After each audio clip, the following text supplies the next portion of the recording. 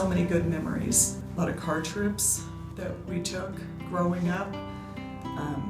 Even, when we didn't have any money or any resources, my dad never let him stop that from taking my sister and I, like, to a rodeo. We'd sleep in the car, we'd eat cheese and crackers. So I've been reminding him of some of those car trips that we had, picking up our cousins in Oklahoma, and my dad with 4 screaming young girls in the back seat for 2 days.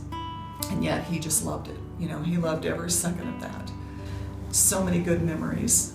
And especially, I would say, even from the last 5 years, to, listen to him play his guitar and sing, taking him over to the Memorial Park and feeding the geese and the squirrels. And there's a lifetime, of memories, but the last 5 years, there's so many good, really, really good and amazing memories. What I think about with Randy is just how generous and outgoing he has been to everybody that he meets, from the homeless guy at McDonald's to a cop at fast food. Then they become best friends, to the nurses here. So when we came to the ER with Randy, just out of the blue, from being completely healthy to the crisis that he was in, several people came into the emergency room to check on him, and one of the nurses asked to see how he was doing, and she told him his name, and he said, "Oh, that is such a pretty name." And just more charm and charisma than I've ever thought about having in my little finger. Just the charm and care for others is so amazing. It's in such hard times.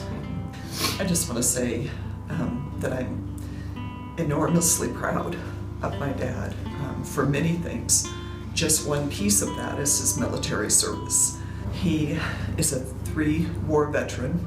He was in World War II, Korea, and Vietnam. When he retired from the military, he didn't talk about it a lot. He moved on with his life, and it took him a lot of years to speak, especially about Vietnam. So he only finally just agreed recently to let me honor him and his service in any way. It's just not something he ever talked about. He just served quietly and proudly.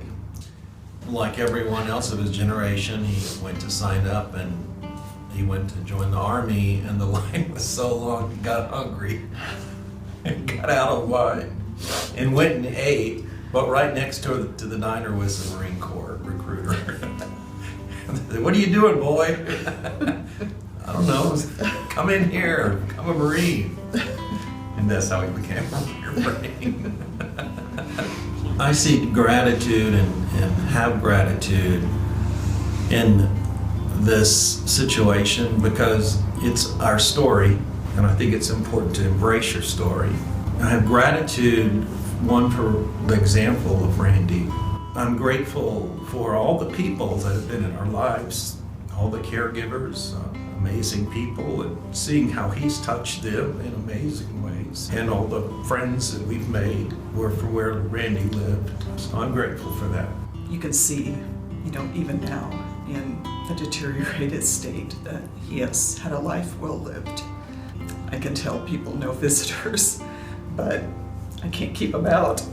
Everybody wants to be there for him. What gives me comfort in these, last days is that I know exactly where he'll be. He knows exactly where he'll be, and I have no doubt in that. He will be in heaven, and he will be with his family and his friends that have gone on before him. And I've told him that God's going to save a room right next door to him for me. So I know with all assurance that this is not an ending for him. This is a beginning. And he knows it too. He knows it. Even in the hardest of times, I know that God is standing right with us. He has his hand on our shoulder, and he will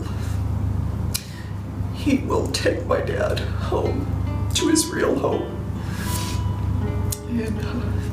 And I know that, and that's how you take comfort in the hardest of times, is that God is true to his word, and I know I'll see my father again on the other side.